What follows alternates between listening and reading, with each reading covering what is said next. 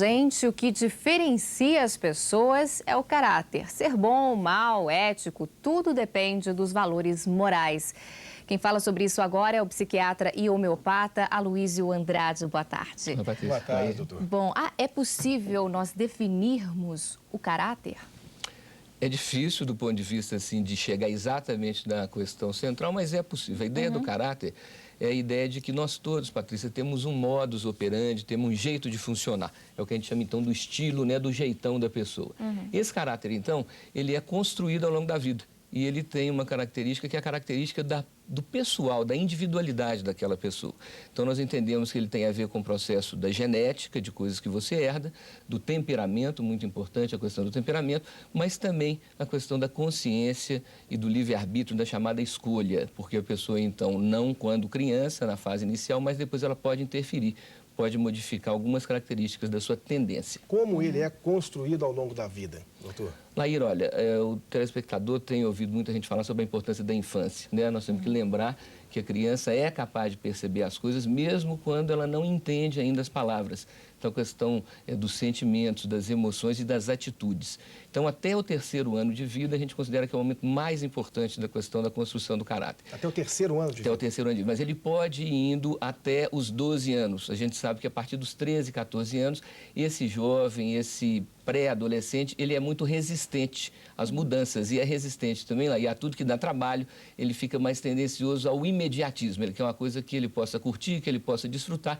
sem muito trabalho. Então, até o 3º ano de vida é fundamental, mas também até os 12. Óbvio que uma criança que foi abusada sexualmente, que foi violentada em algum nível, ela vai então se fechar antes e vai ter então uma dificuldade depois para modificar suas características. É interessante o senhor falar que é importante, né, a atenção para essa questão até os 3 anos de vida, um período que a criança não entende palavras, né, manifestações verbais. Como então essa influência acontece? É por isso que a gente está falando, né, Patrícia, que é difícil às vezes porque é sutil. Na verdade, então, a estrutura de caráter ela tem a ver com os tais valores, né, os chamados valores intangíveis ou valores não materiais, que envolvem então a questão da ética, da moral, né, dos valores morais e dos valores espirituais.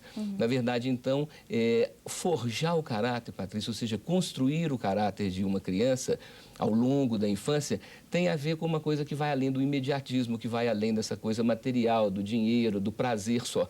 Então, muitas vezes você ensina muito mais através das suas atitudes e dos seus funcionamentos do que da sua palavra, do seu verbo. Por isso que a criança... Moral. Valor moral, éticos, morais, espirituais. O que nos faz diferentes, né, lá, e dos animais, porque, na verdade, os animais funcionam basicamente, nós somos animais antes de nos tornarmos humanos. O que nos transforma em humanos é justamente essa construção de uma estrutura de caráter, lá, onde você vai, então, deixar essa questão do egoísmo, deixá-la de lado, não ser o principal, não estar pensando sempre só em si mesmo, ou seria aquela questão de combater a ideia do gosto de levar vantagem em tudo, primeiro eu, depois o resto. Voltando aos valores, eles precisam ser ensinados, então? Não nascemos com eles geneticamente carimbados, tá, Laí? Nós podemos ter o que a gente chama, então, de índole. A índole, então, é a tendência da pessoa. Existem pessoas, né, crianças com a índole melhor ou pior, mas mesmo essa índole pode ser trabalhada através desses exercícios que a gente faz para a melhora do caráter, que são basicamente exercícios, né, Patrícia, de autoconhecimento, de autocontrole, de você dominar essa parte animal instintiva que só quer saber de alimentar, de curtir, de ter prazeres e de descansar. É muito restrita essa parte nossa instintiva. Agora, a medicina já conseguiu definir ou classificar algum transtorno, desvio de comportamento, não sei o nome, que poderia ser dado a isso? Olha, uns 200, viu, Patrícia? Porque você tem o caráter neurótico, o caráter histérico, o caráter esquizoide, o caráter obsessivo.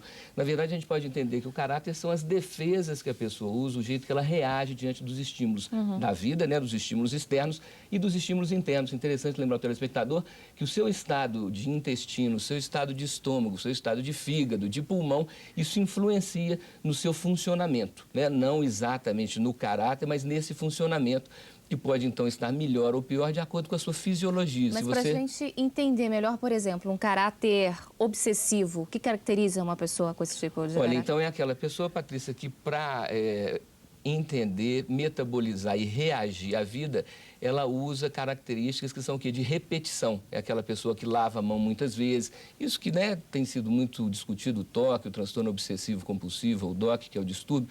Então, é uma forma de defesa que a gente chama de inadequada, uma defesa problemática, que a pessoa tenta o seu equilíbrio, mas esse equilíbrio é, vamos dizer assim, prejudicado pelo tipo de defesa usada. Então, a obsessão é essa cisma, a repetição. Doutora Luísa, não existe uma pessoa sem caráter? A gente tem o costume de dizer isso, ou de ouvir, aquele cara não tem caráter. Isso não existe. Não, todo mundo tem uma maneira de reagir, de funcionar. Você pode ter uma pessoa mau caráter, né? Você pode ter uma pessoa, então, lá, que é aquela pessoa não confiável, aquela pessoa que mente, aquela pessoa que enrola ao próximo e a si mesmo, Tem né? caráter, mas é duvidoso. É um caráter não consistente, vamos dizer assim. Aquela pessoa que não mantém a sua palavra, né? Que é capaz de combinar e não cumprir, que é capaz de prometer e não realizar. Então, o sem caráter não, mas você tem, então, esse caráter que a gente pode chamar de um caráter precário, de um caráter pouco consistente. Pessoas muito inseguras também caracterizam um desvio de caráter ou não? A insegurança é quando essa estrutura de caráter ela é meio derrubada, ela é meio frágil, né?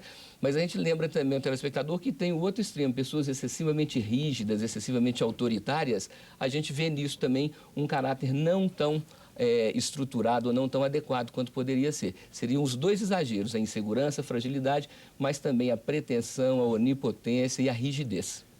Como é que é, então, uma pessoa de caráter? Quais são as características? Seria uma pessoa, então, Lair, que é uma pessoa coerente, né, que leva a sua vida buscando estar o mais próximo possível dos valores que aprendeu na primeira infância. E, portanto, a gente tem que ensinar isso para os meninos, quer dizer, seja através da escola, da família, né, da televisão. Precisamos de trazer valores que vão além dessa questão só do prazer e do imediatismo. Existiria um caráter público? O caráter público seria o quê? Você abrir mão dos seus interesses, das suas vontades e dedicar-se ao outro. Quer dizer, a função do político é exatamente isso. Ele já está com a sua vida resolvida, não porque roubou, né, mas resolvida, que eu falo assim, já está com a vida encaminhada, ele se dedica ao próximo, né? O que nós estamos vendo dentro do processo da falta de um caráter adequado é a falta de credibilidade que nós estamos entrando, Patrícia. Isso que preocupa muito, né? Às vezes a gente até acha bom que sejam identificados determinados processos, mas como um todo a gente está sofrendo uma crise de valores, uma crise justamente desse sentido maior para a vida do que simplesmente se dar bem ou simplesmente encher os bolsos o mais rápido possível. O caráter pode ser modificado ao longo da vida? O sujeito era bom caráter, passou a ser mau caráter? Pode, olha, para os telespectadores a gente fala o seguinte, um tumor cerebral, uma pancada na cabeça, uma isquemia ou um derrame, são processos que podem mudar esse caráter rapidamente. Doenças como Alzheimer, que é a demenciação, o próprio envelhecimento, a pessoa pode ter sido durante a juventude uma pessoa mais alegre, depois se tornar mais triste. Então, não só o caráter pode ser modificado para melhor, como também para pior. Os maus hábitos, bebidas, álcool, outras drogas, né, substâncias que vão estar também diminuindo essa consistência do caráter. Então, ele é modificado e, às vezes, agudamente. Certo, ficar sempre atento também aos próprios atos, né? Claro. Fundamental, Patrícia. Autoconhecimento e autocontrole. Sempre, Doutor Luiz volta, né, daqui a 15 dias. Deus quiser. Muito obrigado. Muito